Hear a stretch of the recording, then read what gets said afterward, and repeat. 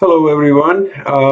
My name is Cyrus. This is a presentation I'd like to present to all who asked why there was two conferences under the name Assyrian World Conference 2025 in Yerevan, Armenia. Um, a lot of people felt disappointed that we had to have two different conferences for one subject. So I guess this is my effort to explain that. So, who are we? Who are them? We are these people basically that you see here in the picture. I mean, there were more people, but for the most part, these were the main players that we brought the conference in Yerevan.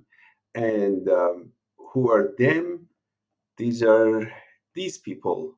You might know some of them: George Marcus, Arsen Mikhailov in Armenia, David, Jamil Diyarbakri, Maureen Mete, Said Nisan, from different countries. And what's the beginning? So the beginning is in 2015. Let me actually start some pictures here. This is Assyrian World Conference. And if you come to Assyrian World Conference, that's a website we did about who we are. And uh, this is the people who did help bring. Oh, I've dropped Joseph. But basically, yeah, these are the people that you saw in the picture there. And beginning, it started in 2015. In 2017, we did hold a conference in Burbank with a few people that you might recognize if you lived in the United States. These people are well known, most of them in California, but some from other parts of the country. And now some of them have moved out of country even. So this was in 2017 in Burbank. I might be mistaking. I have to check the dates again, but it started in 2015, and I believe in 2017 we had this in the summer sometimes. This was us, uh, and our name was Assyrian uh, Council for Assyrian Parliament, CAP, Council for Assyrian Parliament, and we did elect some members to the, let's say, director board or board of directors or something like that, like the people who are going to run the committee, basically. And then parallel to us, there were these people.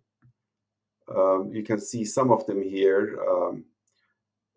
Yosef Bet Yosef, Yakub Bardizan. These are just attendees, but they're yeah, you can see me there. But Yakub Bardizan, Maneshi Ascaro, and you can see V here, Shamashagi Verghese, George Villa, and few others. These were the main figures that were running that second group in Europe and Atra in Assyria, in Iraq. And then we united in 2017. We did this conference in Wiesbaden or somewhere near Frankfurt, Wiesbaden, some area in a hotel, and we basically got turned into the United Council for Assyrian Parliament (UCAP), and we then merged together and worked. By we, I mean me and Yash, person here, and that person here, Yash Garamani, and myself. We were the two from America that went and meet them. Uh, After that, the participation of the folks in the United States dwindled by a lot because the Europe time and Australian time and other time zones would not benefit all of us, and we decided to basically sacrifice the United States activists in the interest of bringing more from other parts of the world. Because in the US, we were pretty much unanimously agreeing that what should be done, but in the other parts of the world, there was a lot to be done. So from this pictures, we changed to this pictures, and Yash was mostly involved. And in 2019, we went to Armenia to set the goals for the creating an Assyrian parliament. In there, we agreed that we will do that by uh, few steps, and one of the steps was to first bring the associations and organizations across the world and have them sign into this plan, and then we will go to the public, and with the help of the Assyrian various organizations and political parties, ask them to sign up and vote in the election and become candidates for the elections of the Assyrian parliament. So that was a plan in 2019, September, and then we back in Wiesbaden this time in February of 2020, just a short bit before the COVID started in, I guess, was March or mid February, and March it became really, really serious. But in February it was still not that people were not too concerned about it. So in February, so after, so that is the conference. If you look here, that is that conference in Wiesbaden, and we invited a bunch of people from David and Hermes Shaheen, and from Australia came, and also Albert Schliemon, gentleman from Russia, don't remember his name, Yahub Maaz from Israel, Samir from Belgium, and previous people like you saw here, some Nicolas Algiro here, Akram Verda. This gentleman is activist somewhere in Sweden, and Sakomi and Shamash Agiberg is talking right there. So this was the February of 2020, and we were trying now to bring the Assyrian federations on board, and you can see that here is Aziz Said, the head of the Federation of Germany at that time. So Hormuz Shaheen, um, the Federation of Australia. I mean, he was the AUA of Australia, and David was the Federation of Australia at that time. Both of them were representing two different organizations in Australia. They were working hand in hand at that time. Arsen, the head of the Assyrian Author Organization in Armenia, and uh, yeah, so there was a group of few Assyrian organizations, and of course there were a bunch of dignitaries and stuff, and we had that conference, but we disagreed because George Invia did not like the direct participation of these gentlemen from different organizations. He preferred for them to just stay put, and we, the UCAP, will carry on all the decisions and all the steps, and just call upon them when it's necessary to come and basically implement. Me and a bunch of other people were thinking that this is not nice to tell them, hey, you just sit this out, and we will figure everything out, and we will just call on you when you're ready. I thought that federations are bigger and much more demanding than just tell them to go and sit put.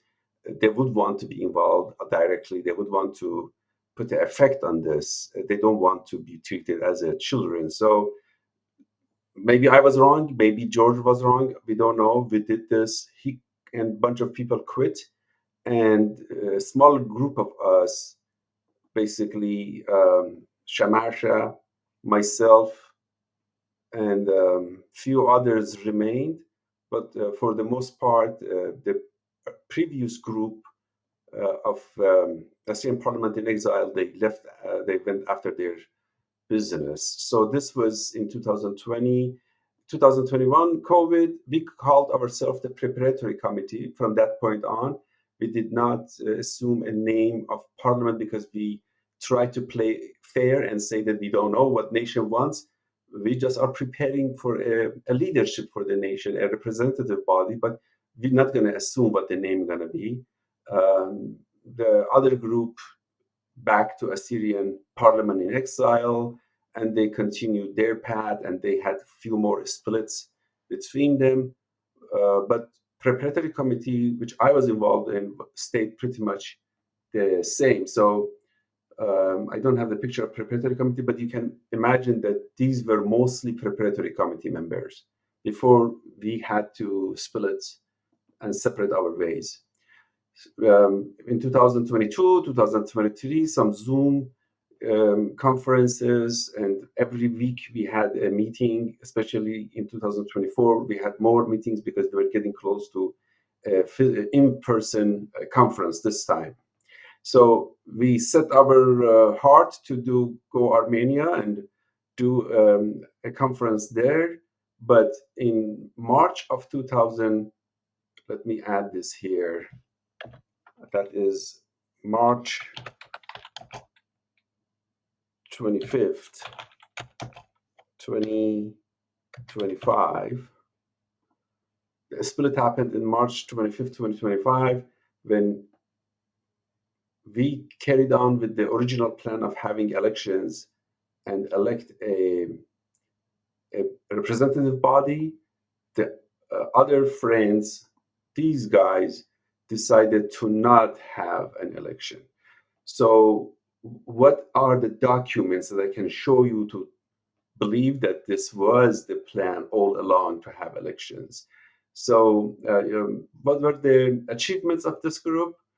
They did not have election, definitely. They said no elections, and they stayed true to their promise. No elections, no voting, no online connection. So no participation, active participation by participants from around the world through Zoom or anything like that. It was just maybe they just watched it on YouTube or other channels, social media, but no direct participation. They had about 90 people participated in that conference in a pretty nice five-star hotel here, multi-grand, which we used the same hotel in 2019. And it has this nice, beautiful, gorgeous board meeting with a nice round table. And they also were able to meet Prime Minister Pashinyan.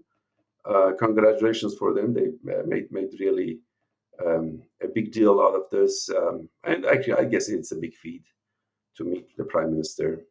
So now back to what was the plan. So people did get emails from early January. We sent out emails telling people that there would be a conference held in Yerevan, Armenia, and we explained why Yerevan, because it is easy for the local Assyrians to come from Middle East and other parts of the Middle East, and let's say Caucasus countries like Caucasus, like Georgia, Russia itself, and Ukraine, and Armenia. And so it's affordable for people from Iraq, Lebanon, Iran to come to Armenia. Less restrictions, easy visa for them, easier compared to Europe at least. And then that's why we chose Armenia, and we invited people to come. So people were shocked when they come and noticed that there is a split happened, and now they have to choose to which conference they have to go. A little bit about the history of these works. Of course, I have explained it here, but from Marshumun Binyamin to Marshumun issue to all other AUA and other efforts shown in picture here, you can see here AUA 1960s started. This is the fourth conference of the AUA, somewhere in Tehran, I believe. And this is Ivan Kakovich in 1970 to 1980. International Confederation for Assyrian Nation, or ICANN. Ishaya issue in 1980s brought the idea of Assyrian International Conference, again an effort to create some representative body for the Assyrians of the world.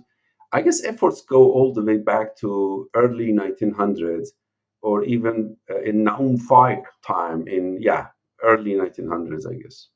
Ninus Ternian tried to create a Assyrian self-governance idea from, I believe it was 2015 to 2018, or sometimes along that time, and stopped. And then Afram Yaqub tried to create a confederation of Europe, I guess together with Atiya Gamri from Holland, but unfortunately that also did not sit well with some folks in Europe, and they went against it, and that collapsed. But out of the whole people that I showed you through all these different unions, and then the splits, and then unions and splits, through all these that I condensed it in these few pictures here, maybe fair, maybe not fair, but I just put few here to show you that from all this came the result of what we were hoping all along, to elect a bunch of people as elected representatives of Assyrians. It was, by all accounts, not a huge election, very small, tiny little election with few hundred voters, but nevertheless was election. And these people were elected, 11 of them elected, 5 of them representing 5 organizations, like Inessa from Krasnodar, representing Krasnodar organization, and Timothy from um, Yerevan, from Armenia, representing the organization in Arseny, Jabbar organization, and Carmela Barushan. She's the advocate for advocacy group, Assyrian advocacy in the United States, and the rest are basically mostly individually ran, like Luis Berjo individually ran in Holland, and Matthias in Germany, and Sargon Daniel Dadishu in Australia, so on and so forth. And Rachel here became the president or chairwoman of this. So this is what we, in a short, in a very short summary way, this is what happened from early 1900s to today in 2025. We were able to elect the first bunch of, let's say, a Syrian parliament of 180 people. We just been able to bring 15 of them on board, and we have another 150, 60 people to elect to complete that process of having a Syrian International Council, or Mutfati Wilaya Aturaya, or whatever we call it, but a representative body for all Assyrians around the world. Now, why this split happened? These people believe that elections will be corrupted. They believe that there will be no way of verifying who is who, and the voting rules are very confusing, and some people will come and take over. Some of them implicitly implied that ADM Zoa will come and take over.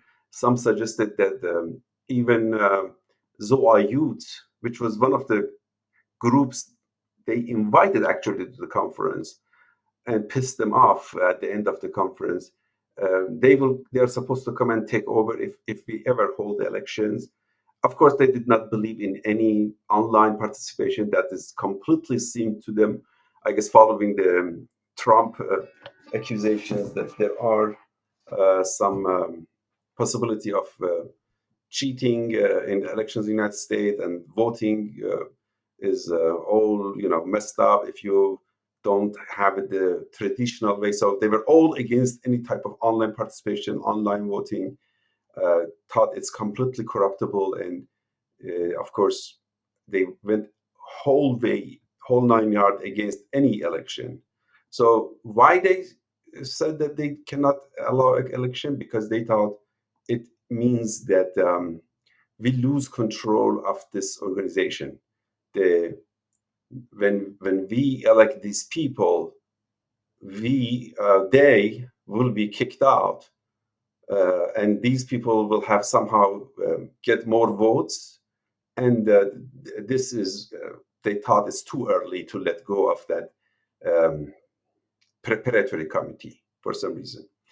Of course, I was not of that opinion, and the people who stood with me, we all thought that that is, and we even sent a questionnaire to all our email list asking, would they think that is important? Should we hold elections, or should we, in the interest of not having conflicts, just forfeit the elections and just go there for a visit, basically, and some talks, some speeches, and come back.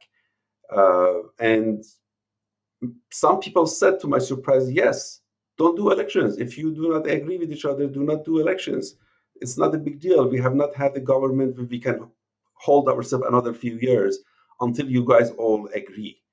Um, well, I didn't believe that the election will ever happen. If people think that in elections, um, people, how you say, Assyrians cannot be trusted, and they will come with all kind of tricks and ruin the election, or Kurds or Arabs. This can happen any year and any time. So we thought that this is it's not possible to not have elections. Okay, where were we? I had some interruptions and had to stop. So we were talking about why this split happened. What was the opinion of the majority of the preparatory committee original members?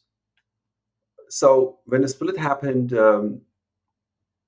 we had we had to trust them that they will do actually elections if we wait another year. That was the promise, that if we wait another year, we'll figure it out, we'll come back, we'll do elections. Unfortunately, the reasons that they gave was very undemocratic.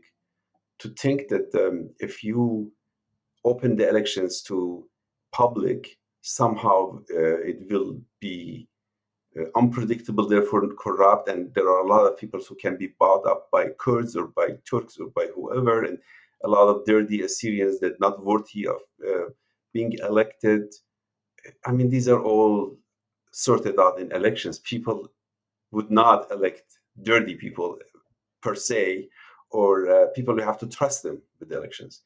Otherwise, there are no elections. It's appointment. So, to these kind of undemocratic beliefs led me to believe that in year or 2 years or 5 years it will be same arguments. Oh, we don't know these people. We cannot trust them uh, to take over this precious organization. Therefore, we're just gonna hang out more and try to do a better job of sorting out people and sift through candidates. So uh, we talked in our group and we decided to go on with the elections. Robert Kaleta, Yash Karamani, Rachel, Dr. Samir Jonah, Yaakov Oraha, Odishu Bodov, and myself, and there were other supporters and friends and community members who basically encouraged us to continue. So let's see. The first thing that I want to show you is the documents that Dr. George Marcos himself wrote. Um, he claimed that these are all our thoughts. He's just typing them, basically keeping them order and editing them, and basically he's documenting all our discussions in the meetings, sort of meeting minutes, but a collective chain of thoughts and discussions. And you see here that in the section 4.5, this is a 8 version. I think they went all the way to version 10, and in all of them, uh, this is dated this October of 2023. It says the above goal is to create a body of 13 members will be elected by Assyrian institutions. Will be selected here it says, but basically selected or elected by Assyrian institutions. I mean, we later on edited that to include individuals as well as organizations. We knew that a lot of organizations not going to be welcoming us with open arms, and we knew that we have to bring a lot of individuals. So this later on changed in the actual bylaws into individuals plus organizations. So if organizations come and vote, great. If they don't, at least there are individual people coming and individual people voting. So that was the first document from 2 years ago that says, hey, we're going to do elections. And those are by the hand of the person who denied the elections vehemently. And then this is the agenda in Arabic. I translated here in English, but basically it says, we're going to select a general secretariat. I don't know why they're so in love with that hard to swallow word, general secretariat. It's something, probably the Arabic translation to English rules it. But basically, yeah, basically, let's say, representative body, a group of smaller or larger group of representatives or elected people that will lead the nation. Let's call it mutfa or council or whatever we call it. And this is a document that Edmond Gabriel shared based on our conversations in the meetings that we had every week on Saturday mornings in Europe, which was Friday nights here in the United States. We would discuss all this, and obviously election is mentioned there. That is dated August 17, 2024. So not too long ago, less than a year ago, 10 months ago, this was the discussion. More documents. This is the preparatory committee agenda by Hormuz Shaheen in December 8th of 2024. So 8 months ago. And in there, you see that the first agenda item is establishing international body by coordinating between various Assyrian institutions, political, social, and religious. Discuss the idea of establishing a Assyrian international body to coordinate between various Assyrian institutions chosen by all the Assyrian institutions and personalities. So personalities here have sneaked in. Both organizations and individuals will be voted, elected, or will be electing that Assyrian international body establishment. Okay, so the few names suggested here, again, you see the word General Secretariat. Don't like that word. It's just weird music to it. Supreme Assyrian Authority, Assyrian Parliament, Assyrian Coalition Authority, or any others words. Okay, so weird names, but definitely Assyrian Parliament I like. So you see that the trail of the documents that they all pointing to electing. And when actually we did do bylaws, we did write down bylaws using the help of attorney Robert Caleta in early January of 2025. And this is February 5th of 2025. I am sharing here the bylaws in Arabic and Assyrian in English, in Arabic and English, and invitation letter and a proposed conference timeline. You see that bylaws article 4 elections. So obviously election was very, very cornerstone of this process.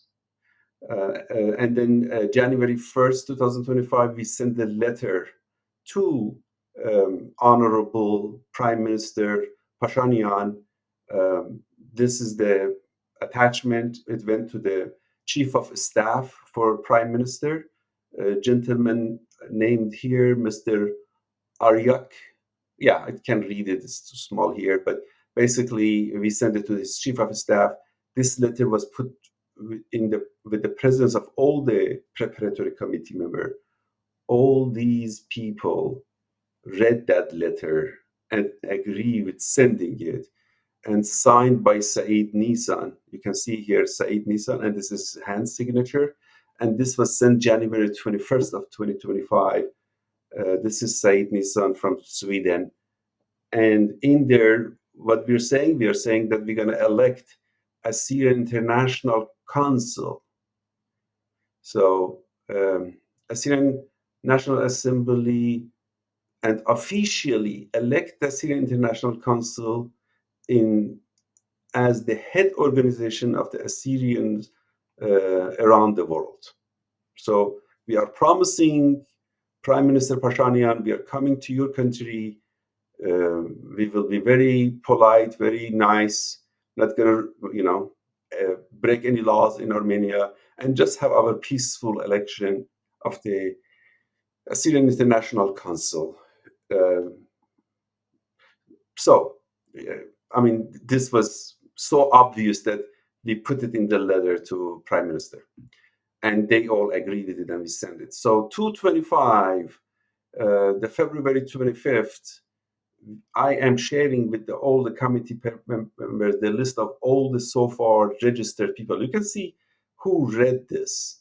I mean, George Marcos, Arsen Mikhailov, Edmond Gabriel, David, Katrina. These are all the people who then denied the elections, and they claimed that people could be corrupt. And these are people who were registered to attend, and you could have verified their phone number, email, name, who are their references are in this list.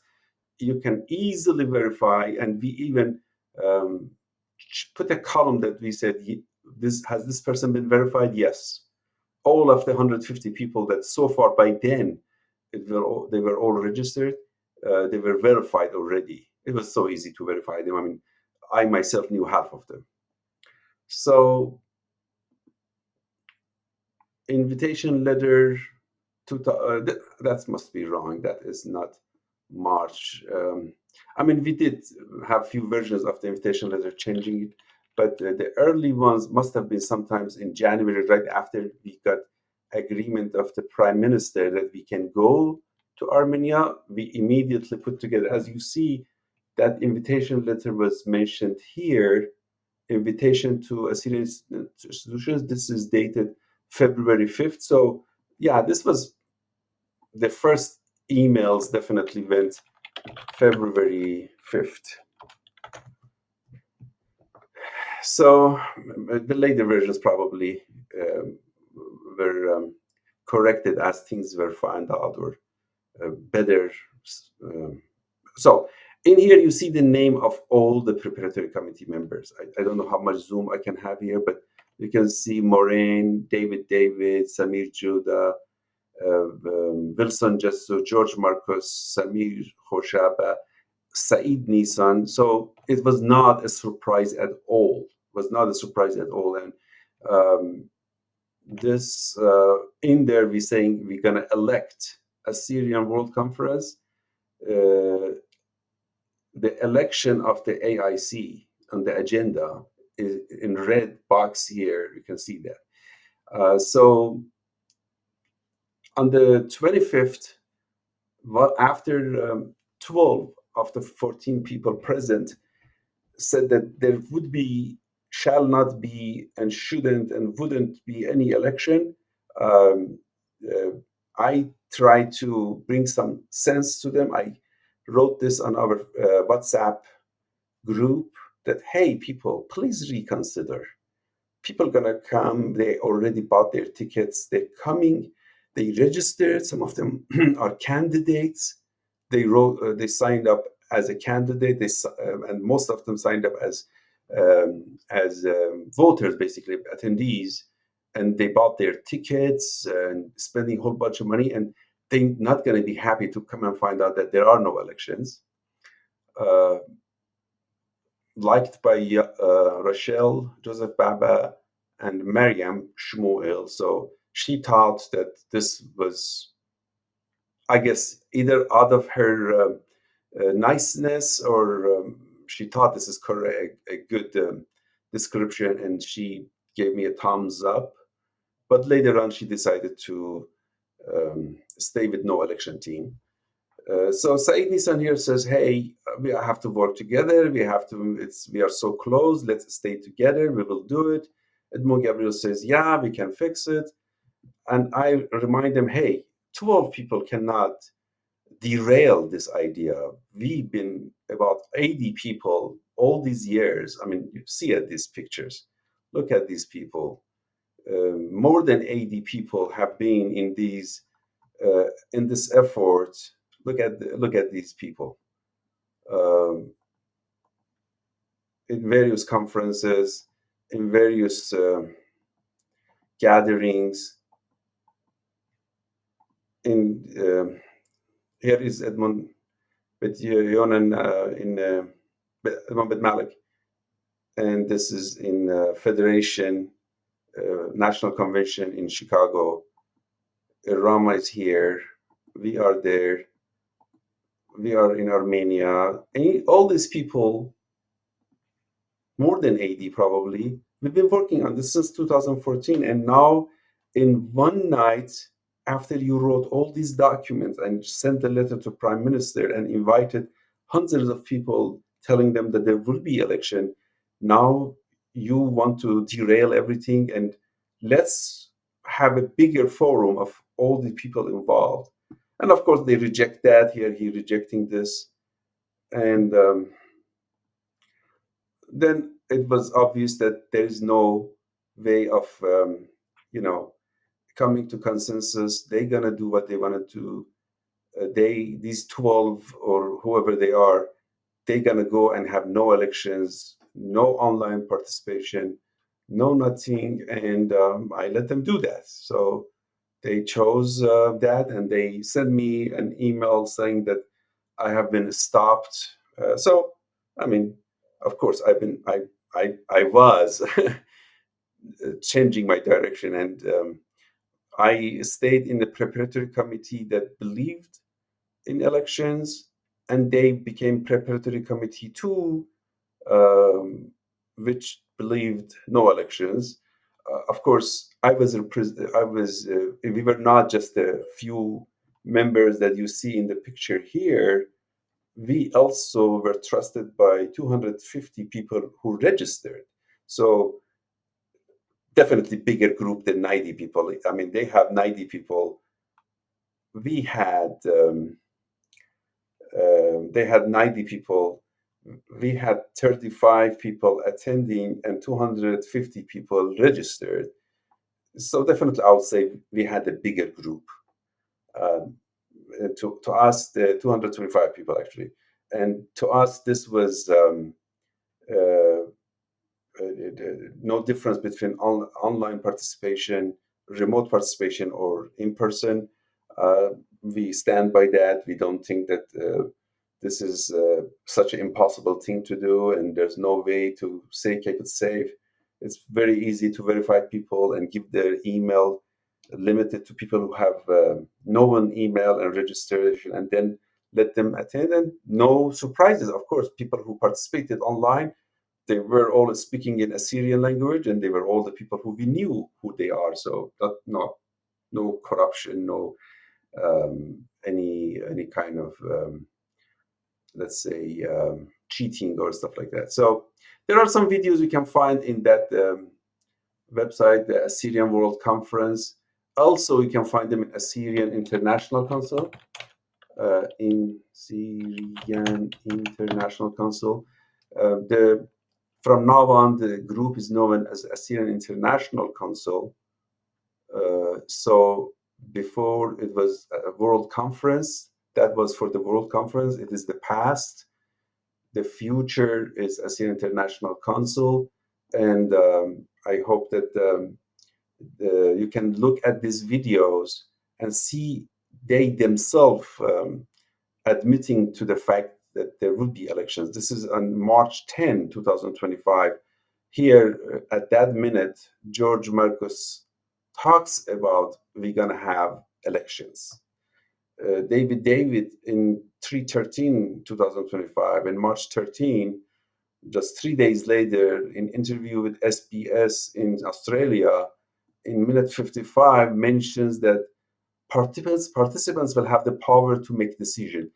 Actually, participants did not have a power to make decisions. They closed that path on them. That is why Archer Givergiz and Caldo Assyrian Youth Union in Iraq rejected this conference. After they went back home, they put out a statement, basically criticizing the organizers for not letting them speak, not agreeing, not doing honoring the decisions that were made there.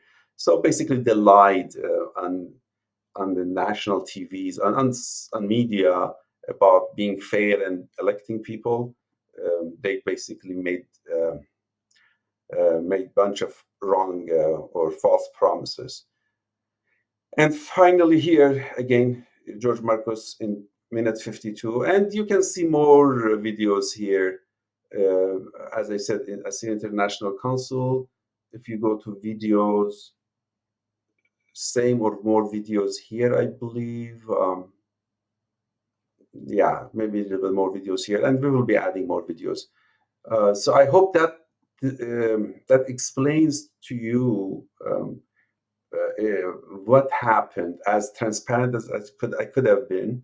I opened it up so you know why we did not want to betray the promise to 225 people that did register. We carried on the elections, and now there are 16 people who are in charge.